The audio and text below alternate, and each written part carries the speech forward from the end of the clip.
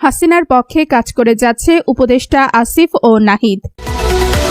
আসিফ নজরুলের কথা আপনি চিন্তা করেন, এখন সরাসরি তিনি 180 ডিগ্রি ঘুরে গিয়ে তারপরে জনগণের বিরুদ্ধে চলে গেলেন। আসিফ নজরুল এরা প্রচুর টাকা কামাচ্ছে, যে টাকা জেনে দিচ্ছে পুরোটা কামাচ্ছে, কামাই আওয়ামী লীগের নেতা কর্মীদেরকে আপনার পুনর্বাসন করার চেষ্টা। এবার আসিফ নজরুলকে কড়া হুঁশিয়ারি দিলেন জনাব তারেক রহমান। এবার স্বরাষ্ট্র উপদেষ্টা কি ফিটার খান কিনা শিশু কিনা জিজ্ঞাসা করলেন, এমন ভাবে স্বরাষ্ট্রমন্ত্রীকে ওবায়দুল কাদের কিভাবে পালিয়ে গেল জানতে চেয়েছেন। স্বরাষ্ট্রমন্ত্রী আপনি কি ফিটার খান? বাবু তুমি জানো না ওবায়দুল কাদের কাউয়া কাদের কোথায় ছিল? চেয়ারে বসে চর্বি জমে গেছে, চর্বি কিন্তু জনগণ ছুটাই দিবে। এখন দেশের আপামর জনগোষ্ঠী এই আসিফ নজরুলের দালালি, আসিফ নজরুলের আওয়ামীপনা, আসিফ নজরুলের ভারতীপনা নিয়ে কথা বলছে। সম্মানিত দর্শক মণ্ডলী, সাংবাদিক ইলিয়াস স্বরাষ্ট্র উপদেষ্টা আসিফ স্যারকে নিয়ে একটি প্রতিবেদন তৈরি করার পর থেকেই ওবায়দুল কাদের কার মদতপুষ্ট হয়ে কার সহযোগিতায় দেশ থেকে পালালো এ নিয়ে বিভিন্ন ব্যক্তি ও সংগঠনের পক্ষ থেকে সন্দেহের তীর আসিফ স্যারের দিকে যাচ্ছে, ফলে তার পদত্যাগের জন্য দাবি উঠেছে। অন্যদিকে বাংলাদেশের সাথে আমদানি রপ্তানি বন্ধ করায় খোদ ভারতের ব্যবসায়ীরাই কৃষকরাই এখন পথে বসতে শুরু করেছে। তারা আলু পেঁয়াজ নিয়ে মাঠে নেমে আন্দোলন করছে। আর এই সংক্রান্তই বিস্তারিত প্রতিবেদন থাকছে আজকের ভিডিওতে। তাই আজকের ভিডিওটি সব মিলিয়ে অত্যন্ত গুরুত্বপূর্ণ হতে যাচ্ছে। 1 সেকেন্ড না টেনে পুরো ভিডিওটি দেখার জন্য আহ্বান করছি। আর একটি ছোট্ট রিকোয়েস্ট করছি, তা হলো যদি আপনি আমাদের এই চ্যানেলে নতুন দর্শক হয়ে থাকেন অবশ্যই আমাদের এই চ্যানেলটি সাবস্ক্রাইব করে একটি লাইক দিয়ে পাশে থাকা বেল বাটনটি অন করে দিবেন। তাই আর কথা নয়, চলুন সরাসরি আমরা ভিডিওতে চলে যাই। আসিফ নজরুল সুযোগ করে দিয়েছে যে সমস্ত লুটেরারা, দুর্নীতিবাজেরা, খুনিরা দেশকে 16 বছরে ধ্বংস করে দিয়েছে, তাদেরকে এক্সিট রুট তৈরি করে দিয়েছে আসিফ নজরুল। এই মাজা ভাঙ্গা কোমর ভাঙ্গা মেরুদণ্ডহীন উপদেষ্টা পরিষদ দিয়ে মোকাবেলা করা যাবে না। আপনারা যদি সহায়তা দিতে ব্যর্থ হন, জানুয়ারিতে আমরা প্রধান উপদেষ্টার কার্যালয়ে ঘেরাও করব।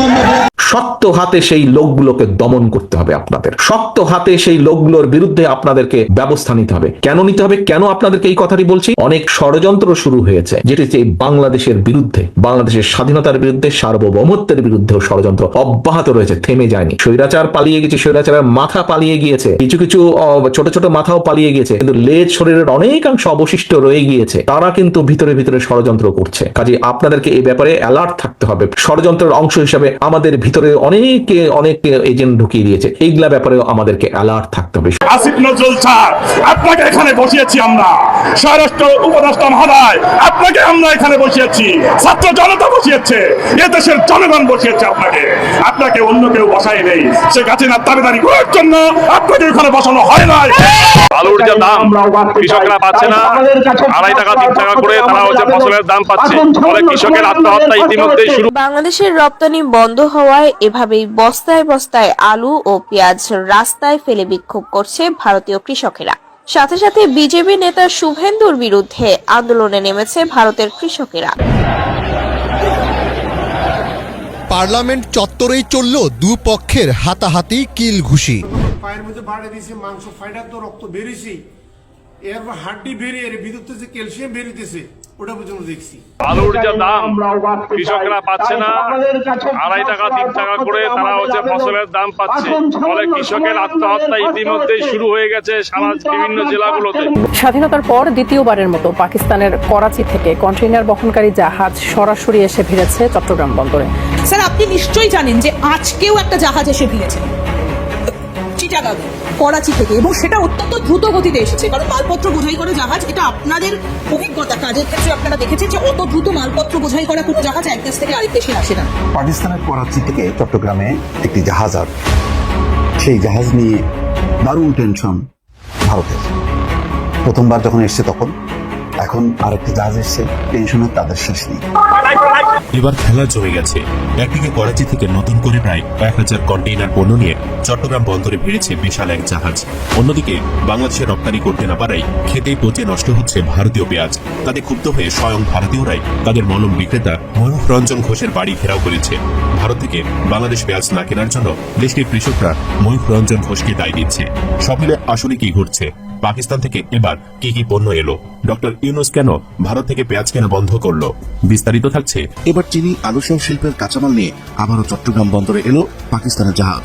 জাহাজটির প্রথম ট্রিপের চেয়ে দ্বিতীয় ট্রিপে দ্বিগুণেরও বেশি কন্টেনার নিয়ে এসেছে বলে জানা যায়। শেখ হাসিনা পরবর্তী সময়ে পাকিস্তান ও বাংলাদেশ সম্পর্ক যেন আরো মজবুত হয়ে উঠছে।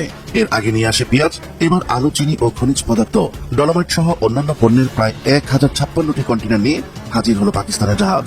অন্যদিকে গা জ্বলছে ভারতের, বিশাল বাজার হারাতে চলেছে তারা। শুধু তাই নয়, বাংলাদেশ ও পাকিস্তান দিন দিন শক্তিশালী হয়ে ওঠায় কতটা টেনশনে আছে ভারত। সম্মানিত দর্শক মণ্ডলী, কিছুদিন পূর্বে আমরা দেখেছি সাংবাদিক ইলিয়াস হুসাইন তিনি স্বরাষ্ট্র উপদেষ্টা আসিফ স্যারকে নিয়ে একটি মারাত্মক ধরনের সংবাদ প্রচার করেছেন, যে সংবাদের পর থেকেই তার ব্যাপারে বহিষ্কার এবং পদত্যাগের দাবি উঠেছে। তিনি সংবাদে যে বিষয়টি তুলে ধরেছেন সেটা থেকে বোঝা গিয়েছে যে তিনি ভারতীয় এজেন্ডা, ভারতের এর সদস্য। তিনি ভারতের বিভিন্ন এজেন্ডা বাস্তবায়নের লক্ষ্যেই ভেতরে লুকিয়ে থাকা এক প্রকার কীটের মতো তিনি ষড়যন্ত্র করে যাচ্ছেন। কিন্তু তিনি যতই ষড়যন্ত্র করে থাকুক, কারো মনে থাকুক বা না থাকুক, এই বিষয়টি আমার মনে এখনও গেঁথে রয়েছে। সেটা হলো জুলাই আগস্ট অভ্যুত্থানে যখন কেউই ছাত্র জনতার পাশে ছিল না, সর্বপ্রথম ছাত্রদের পক্ষ হয়ে কথা বলেছিলেন সৈয়দা রেজওয়ানা হাসান ও এই আসিফ নজরুল স্যার। তাদের সরকারের বিরুদ্ধে শক্ত অবস্থানের ফলেই জুলাই আগস্ট অভ্যুত্থান আরও সহজতর হয়েছে, আরও বেগবান হয়েছে এবং ফ্যাসিস্ট সরকার পালিয়ে যেতে বাধ্য হয়েছে। একটা মানুষ খারাপ থাকতে পারে, একটা মানুষ খারাপ হতে পারে, কিন্তু সেই খারাপটা সবসময় থাকবে সেটা কিন্তু নয়। তিনি হতে পারেন, যদি ধরেও সাংবাদিক ইলিয়াস সত্যই প্রকাশ করেছেন, তবুও ধরে নিলাম তিনি ভারতের এর সদস্য। কিন্তু হতেও তো পারেন যে জুলাই আগস্টের পর তিনি সম্পূর্ণ তার মেজাজ পাল্টে ফেলেছেন, তিনি এখন দেশপ্রেমিক হয়ে গিয়েছেন। এটা কি হতে পারে না? এটা কি অসম্ভব কিছু? কখনোই না, এটা হতেই পারে।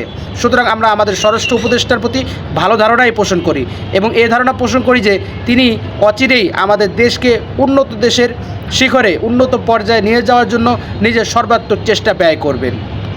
অপরদিকে ভারতের ব্যবসায়ীরা বাংলাদেশের সাথে আলু পেঁয়াজ আমদানি রপ্তানি না করার ফলে তাদের পেঁয়াজ রসুন আলু এখন পচতে শুরু করেছে।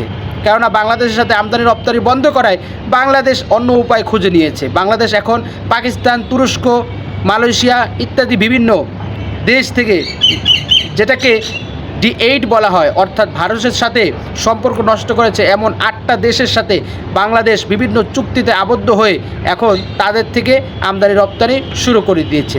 ফলে অনেক সাশ্রয় মূল্যে আমরা বিভিন্ন নিত্য প্রয়োজনীয় জিনিসগুলো পাচ্ছি, আর অন্যদিকে খোদ ভারতের কৃষকরাই এখন আমাদের সাথে আমদানি রপ্তানি না করতে পারায় তারা এখন পথে বসেছে। অথচ শুভেন্দু বলগড়ায় কথা বলেছিল যে তারা নাকি আমাদের উপর নির্ভরশীল নয়, আমরাই নাকি তাদের উপর নির্ভরশীল। কে বলেছে? কেউই কারোর উপর নির্ভরশীল না। বাংলাদেশ 95% মুসলমানের দেশ। এই মুসলমানরা কেবলই একমাত্র ভরসা করে আল্লাহর উপর। এই মুসলমান জাতি আল্লাহ ছাড়া কারো উপর ভরসা করে না। সুতরাং যতই না কেন বিরোধী দলীয়রা, যতই ইসলাম বিদ্বেষীরা মনে করুক না কেন যে বাংলাদেশ তাদের উপর নির্ভরশীল, কিন্তু মুসলমানদের কথা হলো আমরা কেবলই আল্লাহর উপর নির্ভরশীল, কোনো সৃষ্টির উপর নয়।